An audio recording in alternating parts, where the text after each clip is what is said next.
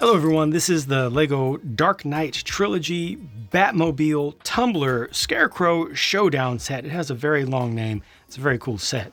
Mercifully, there's no side build with this set, just the tumbler itself and two minifigures, which you could kind of call 2.5 minifigures. More on that later, but for now, the tumbler itself, hey, it's really good. Initial impressions, very, very strong.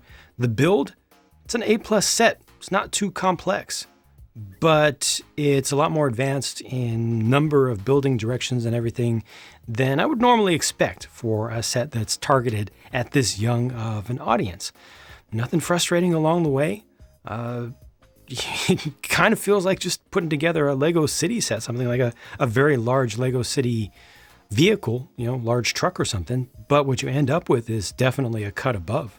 This captures the most important things that I want to see with the width, with the lowness of it, how low it rides, the roughness of it, the polygonal segmenting of the surface, all the geometric surfaces, all that is captured really well, and it has just a little bit of detail with a handful of small stickers, some gold pieces, and a little bit of dark gray. I could have personally done with a little bit less of the dark gray, especially right in here. But other than that, I think it's nice to have something other than just plain black. And just generally speaking, I am satisfied with this. It looks good and it's nice and sturdy. Again, it's an 8+ thing. It's designed to be played with. They do have a Speed Champions modern chassis that's used as the main base of this so that it can hold two minifigures inside the cockpit, very, very close to the ground. But yeah, you can grab this thing, you can mess with it, you can play with it, you can toss it around a little bit, you can crash it into things, and it's not going to fall apart. It has two action features with the stud shooters at the front, which are not that bad. I think that when Lego integrates their stud shooters into builds, it works out pretty well. It's just when they try to do stuff with minifigures, sometimes it's less than ideal. You open up the top by simply swinging all of that open. This is also very satisfying when it gets built, just how the roof comes down and just fills in an open space that's generated with the strange angling of the windscreen here on the side, on either side.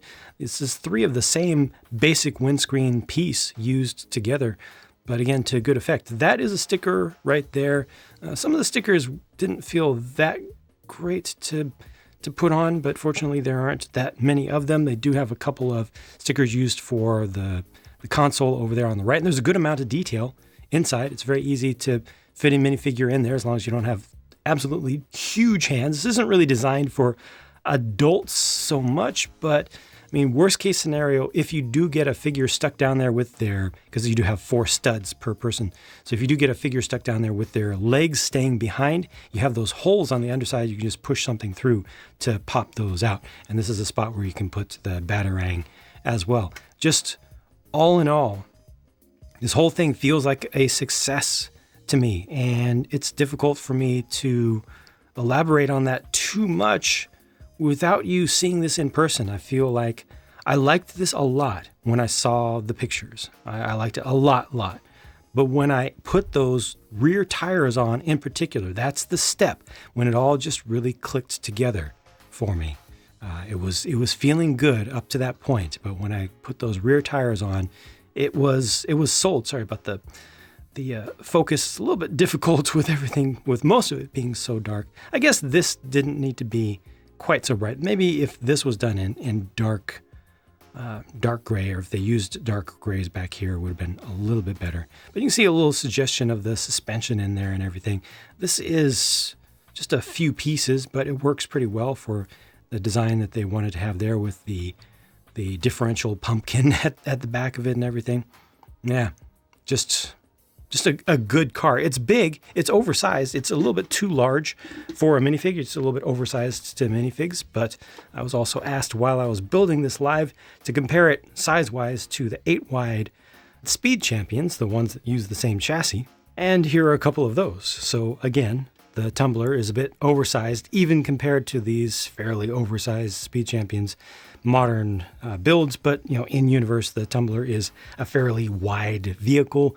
This isn't too far off. It's not too out of the realm of reasonability, you know? And I think that the compromises here in terms of size are worth it to let this be a reasonably easy, reasonably simple build for kids, and yet it still looks good. You know, they made it large enough to where it could have enough exterior detail and enough proper shaping. The figures are Nolan vs. Batman and Scarecrow. It's actually the first time we've gotten that version of Scarecrow from Lego. There are a couple of different ways they could have done it. This is the cheaper way that they did it with just a printed headpiece. The nicer way would have been to have a specialized head add-on, like an accessory that actually goes over, where you could have removed the burlap sack hood and then had just a regular face underneath. I think that would have been much nicer, but this is a decent, at least first attempt. They might try another one in the future, but this is a good, at least first attempt for a relatively low-cost set. The print on the back of the torso for the Batman looks pretty good to me as well, and he does get an alternate expression if you frame that up like so. That's that, which is actually pretty nice. I like that. That looks good.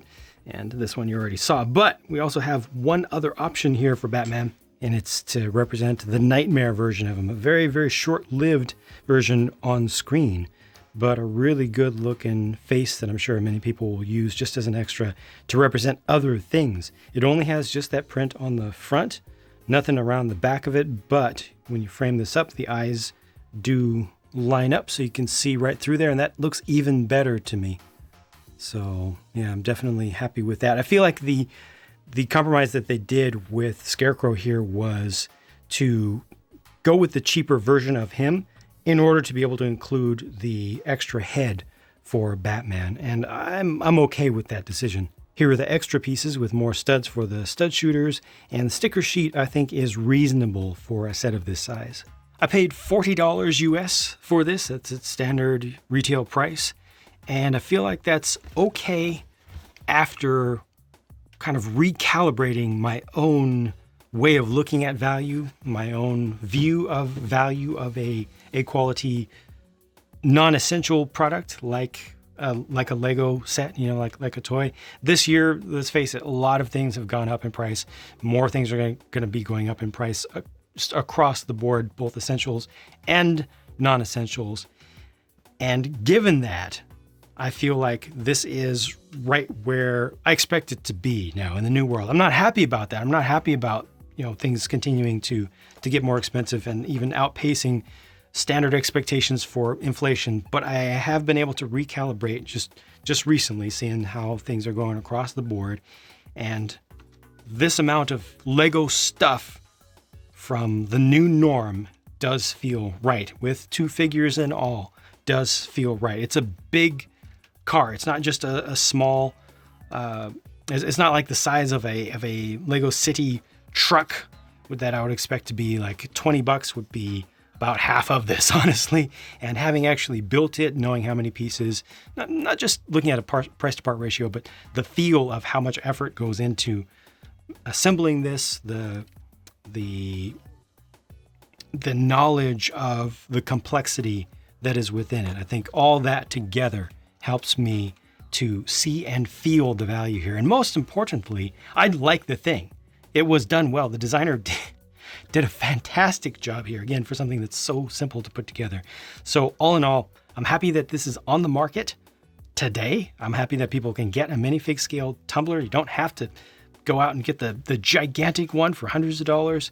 And I think that the value here is respectable, and I think that this is a good toy as well as a good collectible and a good display model. So it really works, I think, for all potential owners of it. The only thing that's off is the size, and it's just a little bit too big. And again, I think that that's worth it in order to get the details in there. So those are my thoughts. Let me know what you think about it down in the comments, and I'll talk to you again soon.